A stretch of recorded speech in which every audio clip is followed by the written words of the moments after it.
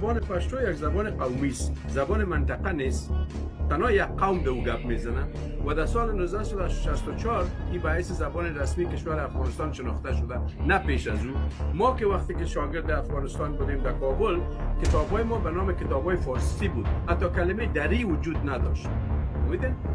زبان فارسی زبان است که تمام ایرانی‌ها، تاجیکستانی‌ها، آذربایجانی‌ها، ازبک‌ها در افغانستان. شما اگر همین لحظه به آرشیوهای ایران برین، شما کتب ادبیات دری را پیدا میکنین. ببینین ادبیات فارسی آن زمان نبود.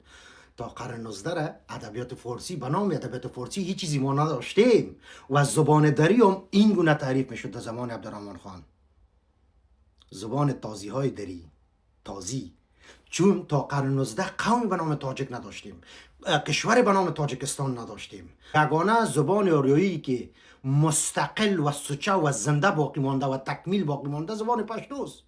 اکادمی زبان پشتوی چین رو ببینین، اکادمی زبان پشتوی هندیا رو ببینین، اکادمی های مختلف در کشورهای اروپایی و امریکایی فعلا موجود هستند و بالای گرامر ما کار میکنن، از گرامر ما میآموزن. ها از قانون صحبت کردن. نخستین قانون اساسی افغانستان در سال 1931 در زمان نادرشاه بود که او قانون به زبان پشتو نوشته شده بود و زبان رسمی مردم افغانستان پشتو بود، حتی دری نبود در زمان.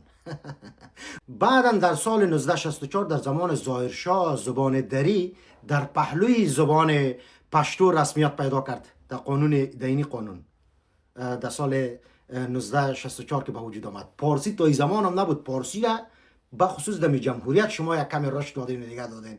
او پارسی که شما از مولانا صحبت میکنین، از فردوسی صحبت میکنین، او خودشان فارسی را توهین کردن و خودشان زبانشان دری بود و خودشان اقرار میکردن که زبانشان دری بود. آقای فرید یونس در پس پیری همه چیز باختی. نه عزت برات گذاشتی، نه آبرو برات گذاشتی، نه حیثیت اجتماعی برات گذاشتی و نه هم اعتبار برای خود گذاشتی. وای به حال تو.